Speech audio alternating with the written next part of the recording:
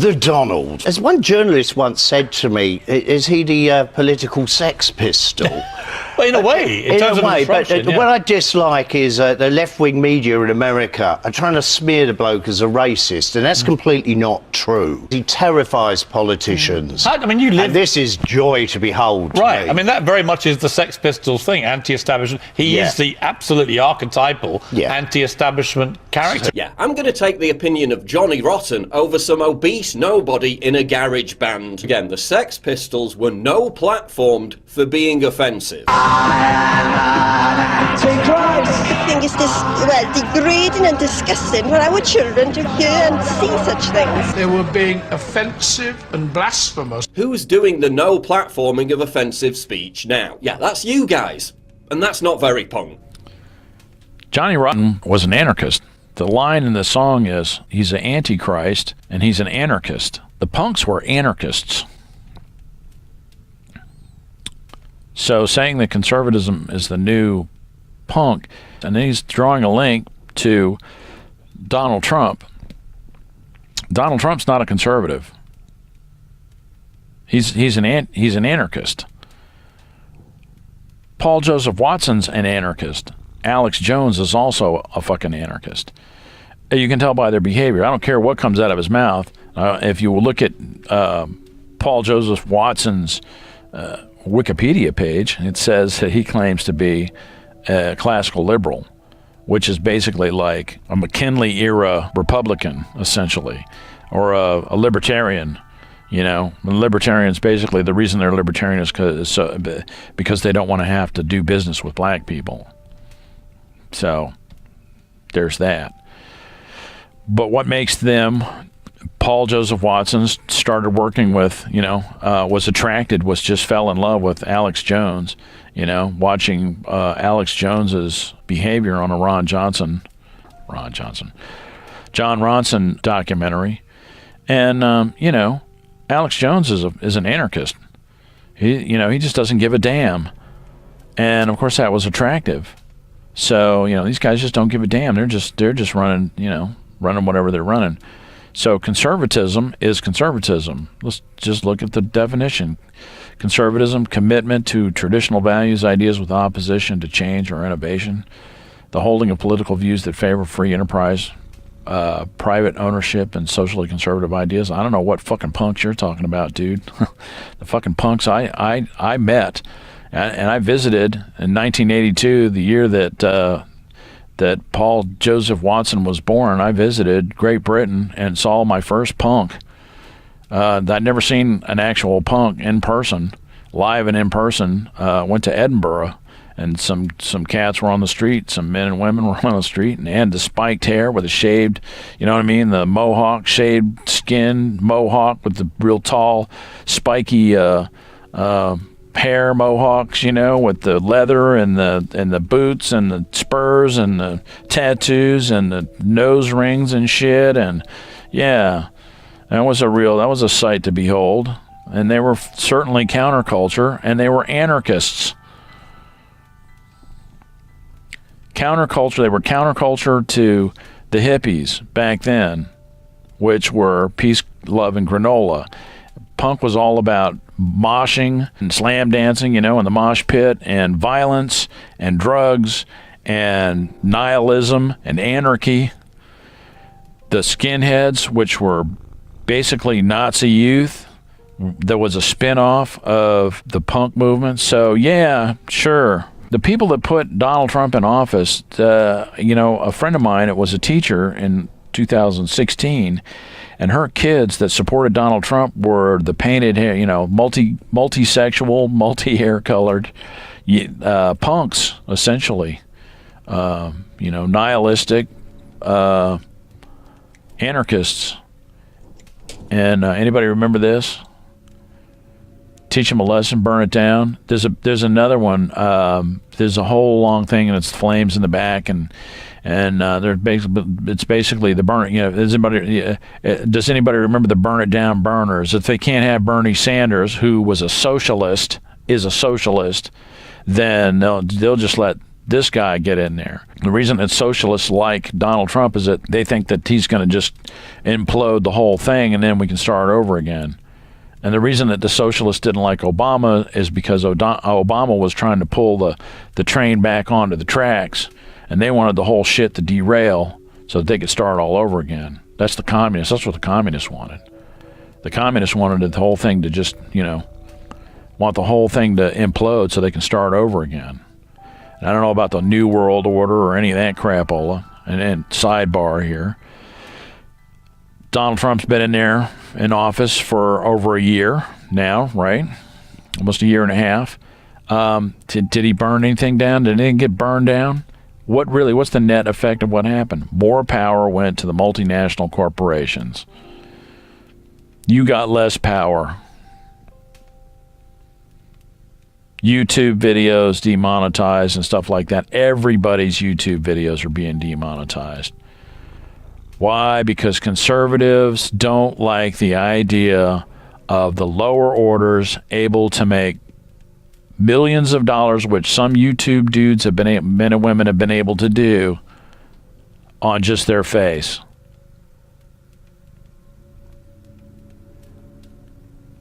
They want a gatekeeper so that they can hold their position. It's all about who gets to be in the club and who doesn't. Privilege. Only the privileged can have a YouTube channel and make money on a YouTube channel. Right? So, talking about identity politics and all that kind of shit, what I see is that when you talk to people who are really into identity politics and things like that, a lot of them have money. They don't have anything else better to do than have these weird associations and, identifications and all that kind of crap. They've got plenty of time to sit around on social media. Working people, they don't really have that much time. They don't know what the hell anybody's even talking about with this stuff. Identity politics. They don't know what the hell's going on. It's just weird. It's just weird stuff. It's just totally fucking weird. And third wave feminism, the first and second wave feminists don't know what the hell the third wave feminists are on about. Nobody knows what the hell they're talking about. Nobody knows what the social justice warriors are talking about. Cultural appropriation. What the hell is that, man? Whatever happened to imitation is the highest form of praise. It's alien. It's alien shit. The thought police shit. Everybody hates thought police. So all that stuff is supposedly coming from the left. You know what I mean? The thought police stuff, the puritanical crapola, which, by the way, these identity politics, social justice warrior, academic coastal elites that he talks about. Yeah, no, that's true. But these coastal elites are conservatives, man. And they were able to, using the social justice warriors and the feminists and stuff like that, they were able to achieve way more in curtailing speech and getting people not to use foul language on YouTube and stuff like that. The puritanical, they were able to achieve way more in a puritanical sense with these social justice warriors and stuff than they ever could otherwise. So it makes you wonder. It's game, man. It's all fucking game. So conservatism is the new counterculture. Yeah, maybe. But the punk movement wasn't that ain't no conservatism, bro. Sorry. And when you hear Johnny Lydon talking here just a second ago, you think Johnny Lydon is a conservative? The working class have spoke, and I'm one of them, and I'm with them. The Donald. There's one. He's the working class, and he was talking about Brexit. The working class have spoke, and he's one of them. Okay, so he's working class. You think that's socialism, or do you think that's some sort of classical liberal McKinley era, sink or swim shit? So, but the epiphany here is, for me, is that Paul Joseph Watson is an anarchist. When he was a kid, he was in love with the Sex Pistols. Sex Pistols were certainly anarchists back in the day. Donald Trump is an anarchist.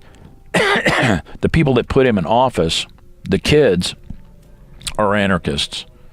And I know this for a fact. I mean, the people that I know that really push Donald Trump, they refer to themselves as anarcho-syndicalists. but it's basically anarchy, right? And their hope was that he was just going to nuke the whole system, bring the whole system down. So it just makes me want to ask Paul Joseph Watson, what's really going on, bro? You know what I'm saying? And what's up with, what's up with Alex Jones? Is he like a closet communist? Really? You know what I'm saying? Because, that anarchy thing is a precursor. It's like the detonator that brings down the establishment and allows communism, socialism to step in.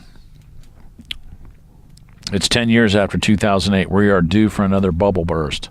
Ronald Reagan brought us the deregulated bubble burst of 1987 when they deregulated the savings and loan industry. That was recession number one. 1999, there was a bunch of deregulation about startups, initial offerings, and a bunch of that bubble burst. That was wave number 2. Wave number 3 was 2008 when you was deregulation city. George W. Bush was the president. They popped that bubble, and that nearly wiped everybody out, which is that's what they want to do. So it's 10 years later. That's a bubble burst about every 10 years. So we're due, and the anarchists are just licking their chops, waiting. Another phenomenon in 2008 was if anybody can remember, the 99%, the Occupy movement. Whatever happened to those guys? Well, they were infiltrated by anarchists who said no leaders, and they didn't want to have a representative, and they didn't want to have a list of demands and all that stuff. And the movement just disappeared, just faded away. So I'll tell you what, man, these people are just so skilled at being able to run these games to keep reasonable regulations at bay so that they can continue to concentrate wealth and power. The reason they want to concentrate wealth and power is because they really want to save the planet. You want to save the planet, then impoverish the shit out of everybody. And then they won't have money to use up the resources. They won't have the money to consume. They won't have really the money to live. They're picking the winners and losers as we speak. So that's a cheery thought. There's some anarchy for you. So anyway, that's my epiphany for the day. My name is R. Crosby Lyles. I'll probably be moving on to something else other than this. I know this is the second video that I did on Paul Joseph Watson, but I had an epiphany there just watching this piece. Anyway, that's it. My name is R. Crosby Lyles, and we'll just send him a little subscription there. And I don't know if I want to click the bell. Nah, I think it's weird. It weirds out on you when you do that. Click the bell. There you go. And that's all I got. This has been News from the Camp. Thanks for watching. See you.